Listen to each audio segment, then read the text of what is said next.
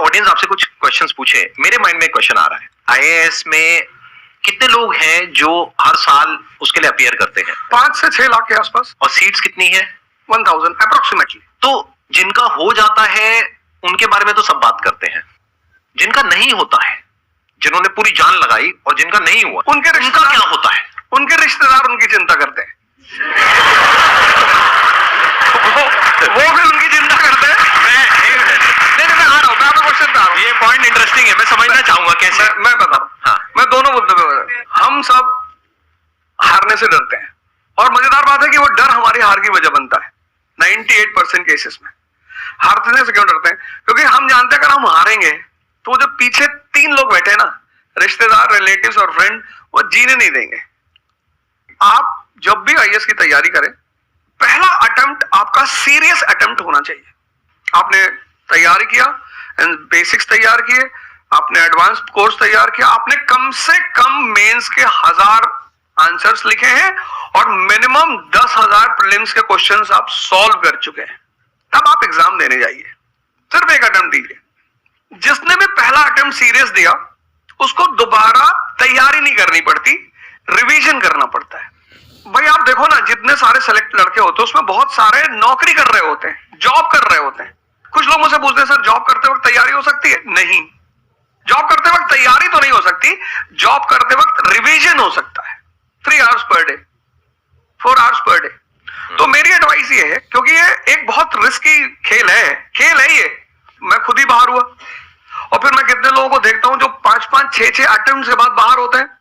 तो जिनको भी इस गेम में शामिल होना है, एक अटेम्प्ट सीरियसली आपका होता है, बहुत अच्छा है। आपको मैक्सिमम रिस्क लेना है तो आप 2 ले लो, उसके बाद अपना काम शुरू करो। जो आपका सेकंड लाइन थॉट था, कोई लॉयर बनना चाहता है, कोई मेडिकल लाइन में जाना चाहता है, कोई मतलब जो भी आप एंटरप्रेन्योर बनना चाहते हैं, आप करो, लेकिन अपने वो रिवीजन वाले 4 आवर बचा के रखो। आपने कितने अटेम्प्ट्स दिए थे सर? 4 अटेम्प्ट्स आपने दिए थे। और आपने कहीं से कोचिंग ली थी, यानी लाखों रुपए दिए थे कोचिंग में? नहीं, तब लाखों नहीं थे, तब हजारों थे। अच्छा, हजारों रुपए आपने खर्च करे थे और आप एक मिडिल क्लास बैकग्राउंड से थे, तो टोटल 4 साल में आपका कितना पैसा लग गया होगा? रहना, खाना, पीना, और आपने तो पूरी तैयारी करी होगी, साथ में कुछ और नहीं किया होगा? I think so. कुछ नहीं किया। तो कितना आपका 4 साल में अच्छा खासा पैसा? 5-6 लाख रुपए लगे। 5-6 लाख रुपए उस समय लगे। आज के समय पे अगर किसी को कोचिंग लेनी है तो आई थिंक इससे 3-4 गुना, 5 गुना आराम से लगेगा। आराम से लगेगा। तो 15-20 लाख रुपए उस इंसान का लग गया, और वो है एक मिडिल क्लास बैकग्राउंड से। अब वो कहीं ऐसा तो नहीं कि वो ना यहाँ करा ना वहां करा 4-5 साल बाद? हाँ, वही मैंने कहा कि अब आप, हमारे समय तो ठीक था, अब आप रिस्क पूरा नहीं ले सकते। You have to be cautious. अब इनको कॉशियस होना पड़ेगा कि ठीक है, एक जैसे बड़े सारे लड़के क्या करते हैं, वो 1-2 अटेम्प्ट ऐसे ही देते हैं। अब तो इनके पास 6 अटेम्प्ट है, ओबीसी है तो और ज्यादा है, SC ST है तो और ज्यादा है। और मैं कहूंगा आप किसी भी कैटेगरी से आते हैं, आप 2 अटेम्प्ट से ज्यादा कभी मत मानिए। ये पॉइंट बहुत अच्छा है कि आइडियली आपको अपने माइंड में ये रखना है कि एक ही अटेम्प्ट है मेरे पास में, मैक्सिमम अगर आपकी फैमिली अफोर्ड कर सकती है तो 2 अटेम्प्ट है। उसके बाद में अपने काम पे ध्यान देना है और इसको एज ए रिवीजन की तरह देखना है, मतलब इसको साथ साथ में चलाना है। ये नहीं कि अपने 5 साल या 6 साल लाइफ के सारे यही निकाल दिए और सारा पैसा घर वालों का लगा दिया, या उन्होंने खेत बेच दिया या लोन ले लिया। ऐसी बहुत कहानियां मैंने सुनी है सर लोगों की, और बहुत ही दर्द होता है ऐसी कहानियां देख करके। ऐसे लोगों की जो कहानियां है वो उसको सुन करके बहुत ही बुरा लगता है अंदर से। चलिए आगे बढ़ते हैं जी। Sir, I wanted to ask how to fight the basically fear that we feel. Like there are not many fears that we face, not only in studies, but in each aspect of life there is some kind of fear. How to fight that? How to come back? How to have that courage in life? Fear बड़ी प्यारी चीज है। हमने कुछ words को बड़ा negative बना लिया है। जैसे अब बच्चा है 2 साल का, उसको तो फियर होता नहीं, उसे कुछ पता नहीं, उसने कोबरा देखा, जाके पकड़ लिया। वो तो बाद में घर वालों ने देखा तो पता चला कि भैया कोबरा पकड़ के घूम रहा है। लेकिन हम बड़े हो गए ना, अब हम कोबरा देखेंगे तो वो हमारी बॉडी की जो मैकेनिज्म है वो हमें वार्न करेगी, अलर्ट करेगी। That is natural fear. वो अच्छी चीज है।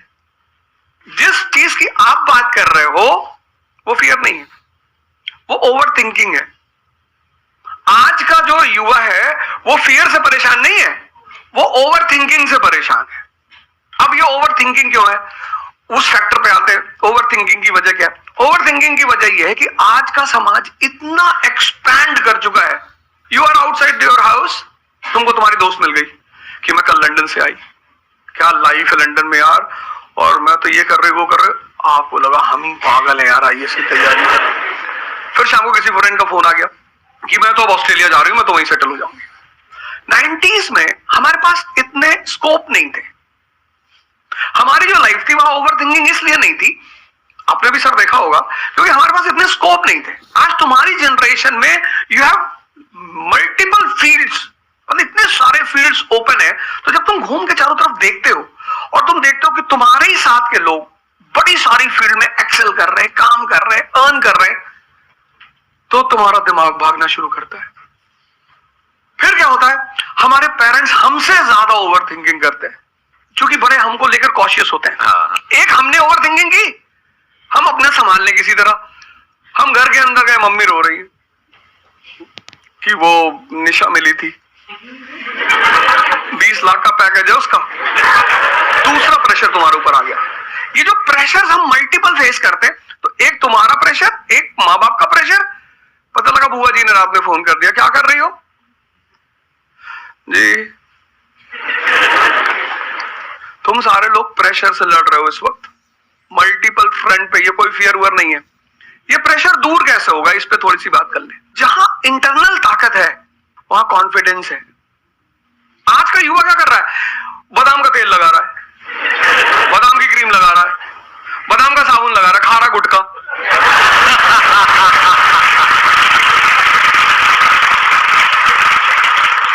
आप लोगों को चूंकि हर तरफ प्रेशर झेलना है, तो प्रेशर झेलने का सबसे अच्छा तरीका होता है इंटरनल पावर। तभी तो मैं जहां भी जाता हूं एक चीज रिपीट करता हूं, योगा करो, ध्यान करो। ध्यान करोगे मन ताकतवर हो जाएगा। सर, आपने जैसे कि अभी बोला कि मेंटल स्टेट के लिए एक्सरसाइज करो, योगा करो, तो पहले तो मैं फिजियोथेरेपिस्ट हूँ, ठीक है। मैं सुबह से मतलब योगा या एक्सरसाइज मेरा डेली रूटीन है, करना भी और कराना भी। उसके बाद भी at the end of the day मैं डिप्रेस हो जाती हूँ। ये नहीं कि मन नहीं लगता, इस चीज में ही मन लगता है, फैमिली से भी पूरा मन लगता है, ठीक है। उसके बाद भी end of the day depress हो जाती हूँ। तो उसको डिप्रेशन कैसे कम करी जाए? हम किसके साथ रहते हैं वो बहुत इंपॉर्टेंट है। मेरे एक दोस्त मेरे साथ आ रहे थे आज से करीब 7-8 साल पहले, धौला कुआं से। रात का टाइम था और हम दोनों, मैं गाड़ी चला रहा था, हम इंडिया गेट के सामने से निकले तो उन्होंने मुझसे कहा कि अब हम बुढ़े हो गए। मैंने गाड़ी रोकी, मैंने कहा उतरो। तो उन्होंने कहा कि क्या हुआ? मैंने कहा उतरो तो, उतरो जरा। उतर गए, दरवाजा बंद करो, चले गए। आज तक मैंने उनसे बात नहीं की। वो सब पूछते हैं आज, अब तो खैर बात ही नहीं होती, पर वो बहुत उन्होंने कोशिश की कि अब क्या हुआ? तुम दिन भर अपने आप को मोटिवेट करती हो, काम करती हो, जब तुम वापस घर में आती हो, अपने समाज में जाती हो, तो सब तुम्हारे मेंटल स्टेटस का थोड़ी है, वो तुम्हारी सारी ऊर्जा को खींच लेते हैं। इसीलिए तो माँ बाप हमारी संगत पे बड़ा ध्यान देते हैं। तुम्हें लगता होगा कि माँ बाप कितने बदमाश है, माँ बाप भगवान है। उनका एक्सपीरियंस तुम अपने दोस्तों को लेके जाया करो उनके सामने। कोई अल्ट्रासाउंड क्या करेगा जितना माँ बाप करते हैं, कोई स्कैनर क्या करेगा, बात है, देख के कोई फोटो कैमरा क्या फोटो खींचेगी, देख के बता देते। बहुत दुष्ट है ये, इसकी आंख के नीचे देखो यहाँ निशाना, बहुत दुष्ट है ये। और वो लॉजिक भी बड़ी अच्छी सी देते हैं, कोई कुछ भी देते हैं लेकिन बड़ा अच्छा सा लॉजिक देते हैं। तो ये हमारे साथ होता है। इसलिए हमें पहले गुरुकुल भेजा जाता था, और आज की हमारी सोसाइटी इसको सिर्फ नेगेटिव दिखाई पड़ रहा है। मैं भी अब घर गया था, हमसे लोग कह रहे भैया 24 का चुनाव लड़ोगे? मैंने कहा यार पॉलिटिकल पार्टियां कह रही कि तुम सीधे प्रधानमंत्री बन जाओ। अननेसेसरी परेशान किए हुए, अननेसेसरी तू सोचो मत। और ये एक जगह का नहीं है, ये यूनिवर्सल हो चुका है। तूने कह दिया कि मैं आईएएस की तैयारी कर, पर नहीं होता किसी का। तिवारी जी की लड़की दी थी, 2 साल बाद पागल हो गई। तुम इतने डिप्रेस समाज में रह रहे हो। वो तो महेश्वरी जी जैसे लोग हैं जिन्होंने बहुत लोगों को जिंदा कर रखा है।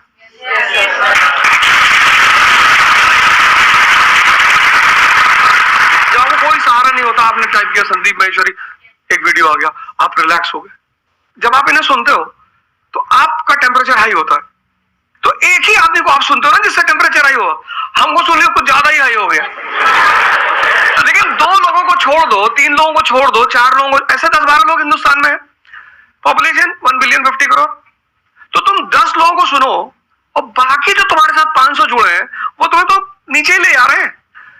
इससे बचो, अपनी सर्कल को थोड़ा सा रिजर्व करो। तुम किससे बात करते हो, कौन सा लिटरेचर पढ़ते हो, लिटरेचर पर ध्यान दो। जैसे मैं रश्मिरथ पढ़ता रहता हूं, खाली हुआ प्रसादों के कनकाब शिखर होते कबूतरों के ही घर। ये जो बड़े बड़े मकान है, कभी किसी बाज को यहां रहते हुए देखा? कबूतर रहते हैं। क्या लाइन है, प्रसादों के कनकाब शिखर, कितने मतलब महलों के जो बड़े बड़े शिखर, उसमें सिर्फ कबूतर रहते हैं। प्रसादों के कनकाब शिखर होते कबूतरों के ही घर, महलों में गरुड़ न रहता है, कंचन पर कभी न सोता। कंचन मतलब सोना। लग्जरी नहीं चाहिए। तुम लोग इतनी लग्जरी चाहते हो, लग्जरी आदमी को मेंटली कमजोर बनाती है। मैं आश्रम में था, मैंने ज्यादा खाना खा लिया। मेरा एक नियम है, नो एक्सरसाइज नो फूड। अगर मैं एक्सरसाइज नहीं करूंगा तो मैं खाना नहीं खाऊंगा। वहां एक बाबा जी, वो प्रेम में उन्होंने घी पे घी डालते चले, मैंने खा लो। फिर वो हुआ कि भाई यहाँ घूमेंगे, चारों तरफ जंगल है, डरा दिया इन लोगों ने। एक बार भालू एक आदमी की टांग काट के ले, अरे मैंने आज कोई भालू नहीं आएगा, मैं जाऊंगा। फिर मैंने 4-5 लोगों को तैयार किया अपने साथ, उनको थोड़ा मोटिवेट किया कि जंगल में घूमने से ऑक्सीजन लेवल बढ़ता है। वो लोग भी तैयार हुए कि चलो। तो हमारे साथ एक साहब अमेरिका से आए हुए थे, वो भी वॉक करने निकले, बोले हम भी चलेंगे। मैंने कहा भाई साहब क्यों जा रहे हो? कि नहीं हम भी चलेंगे। मैं उनका नाम नहीं लूंगा। 1 किलोमीटर के बाद उन्होंने मुझसे कहा मेरे बैग में यहाँ बहुत पेन हो रहा है। 1 किलोमीटर। तुम लोगों ने पता है अपने आप को कष्ट देना छोड़ दिया है। You are dying for luxury, you have become weak physically and mentally. थोड़ा थोड़ा सा कष्ट दो अपने आप को, थोड़ा टेम्परेचर हाई रखो, थोड़ा बड़े टेम्परेचर वालों के साथ रहो। हमने अपने आप को कष्ट, हम कौन सी नॉवेल पढ़ रहे हैं? Half girlfriend. अच्छी है, अच्छी है, अच्छी, मैं ये नहीं कह रहा हूं, मैं कोई बोल देता हूं अच्छी है मतलब आपने पढ़ी है।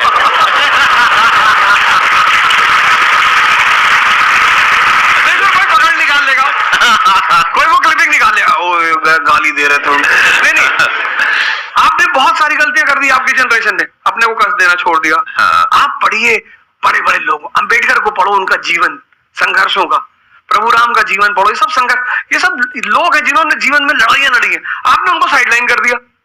आप राणा प्रताप के बारे में कुछ जानते ही नहीं हो, आपको वो पोएम याद ही नहीं है, खूब लड़ी मर्दानी वो तो झांसी वाली रानी थी। आपको तो एक चीज बता दी, twinkle twinkle how I wonder. आप वंडर किए जा रहे हो पूरी जिंदगी में। आपने कहा कि पूरे दिन मैं अपना काम करती हूँ, दैट इज फिजियोथेरेपी जो आप करते हैं, और शाम तक आते आते आपको थोड़ा सा डिप्रेस फील होता है, थोड़ा सा डाउन फील होता है, तो उसके पीछे क्या रीजन है आप बताइए। जैसे कि मैं बाकी पेशेंट देखती हूँ पूरा दिन में, हाँ। बट जब मैं घर पे आती हूँ तो मैं अपने मम्मी पापा को देखती हूँ। ठीक है। जो मैं उनको कहती हूँ कि आपको ये एक्सरसाइज करनी है, ये करना है, आपके लिए ये जरूरी है, वो ये नहीं करते।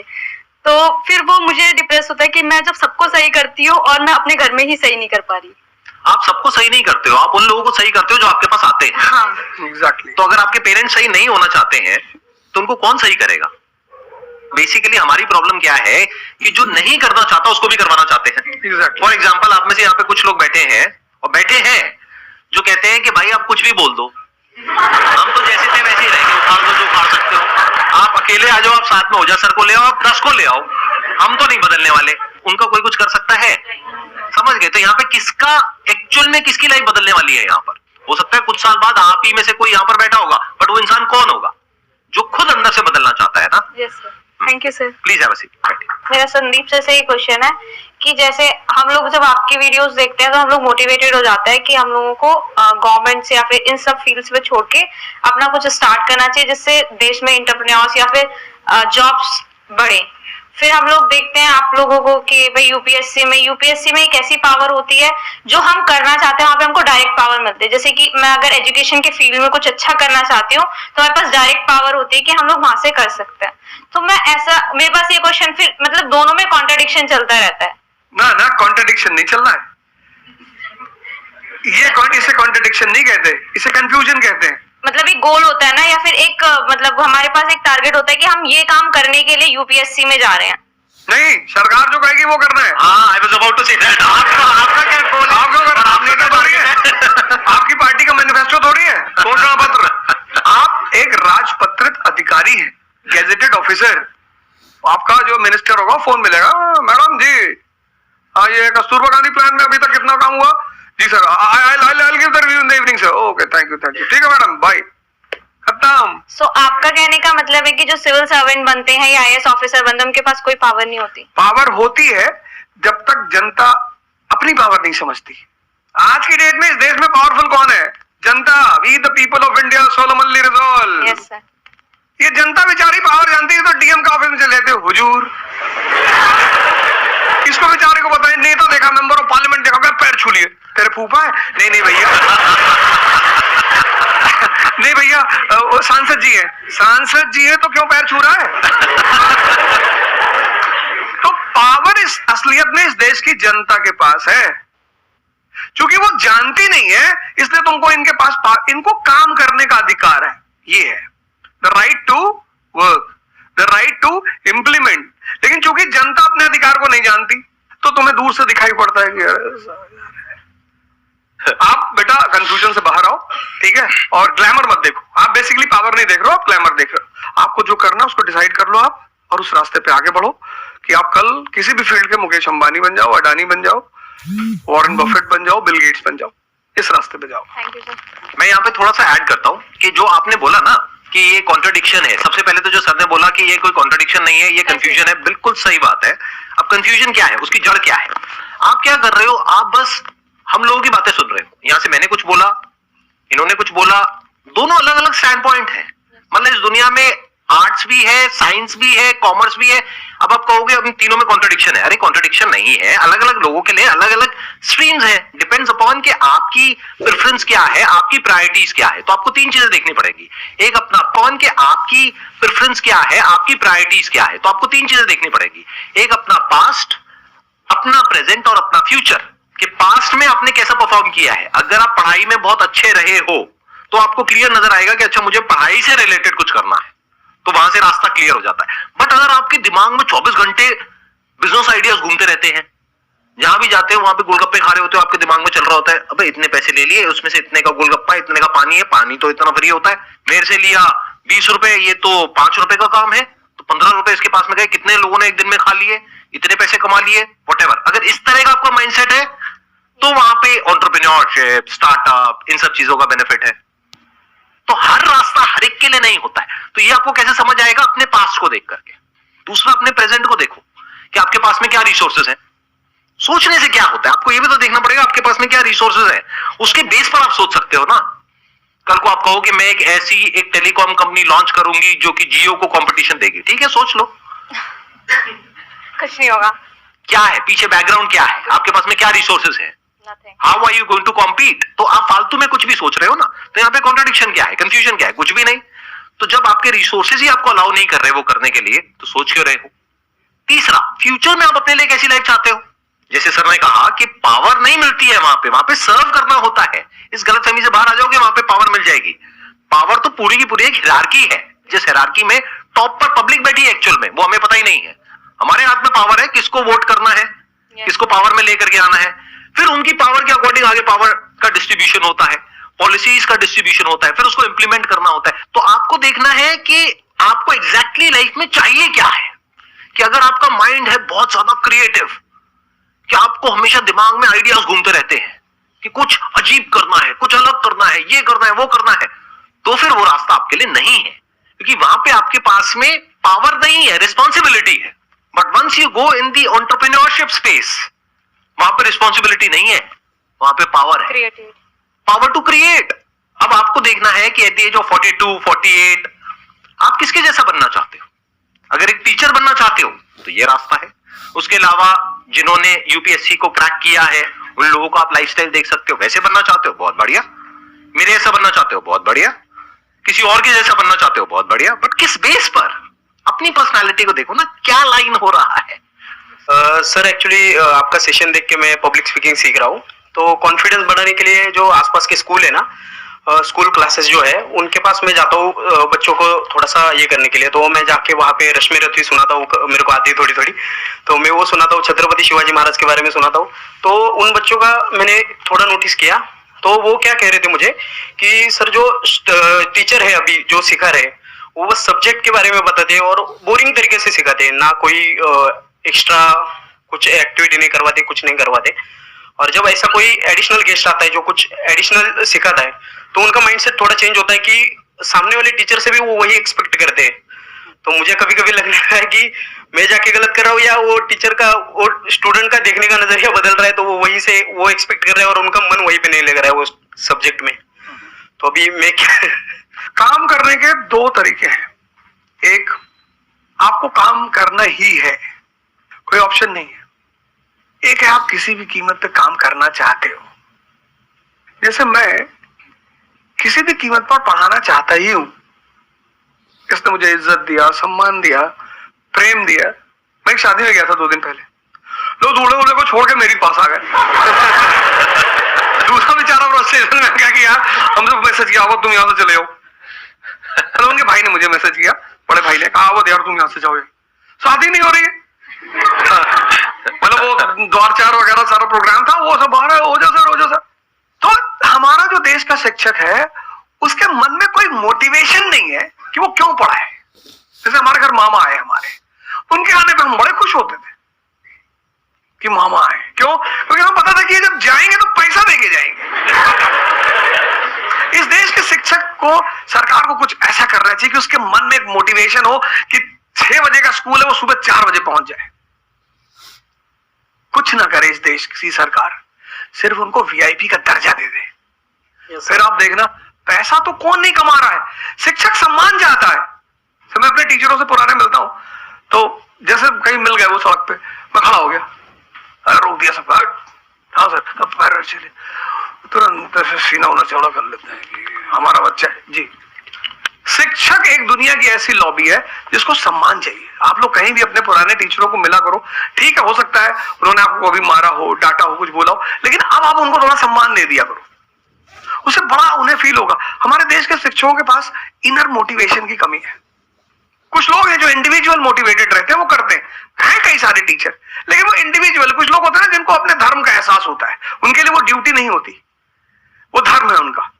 तो वो तो जैसे भाई आप जाके आप धर्म के रूप में कर रहे हैं, 2-4 टीचर और भी कर रहे हैं, 10 टीचर और भी कर रहे हैं, लेकिन सरकार को, टीचरों को कुछ तो ऐसा करना चाहिए कि उन्हें फील हो कि नहीं यार, ये हमारा देश है, ये हमारे बच्चे हैं, हमें इनको बनाना है और ऊपर उठाना है। तो अगर सरकार कुछ ऐसा कर देगी ना, सेल्फ मोटिवेशन दे देगी, अरे फिर तुम देखना इस देश के टीचरों। सर, इसमें आपसे बात करते करते ना मेरे माइंड में एक सॉल्यूशन आ रहा है, क्योंकि एज एन एंटरप्रेन्योर मेरे माइंड में सिस्टम्स एंड प्रोसेसेस घूमते हैं। मतलब मेरे माइंड में ये घूमता है कि कैसे एक प्रॉब्लम है उसको सिस्टम में कन्वर्ट कर दिया जाए, जो कि वो काम अपने आप हो जाए।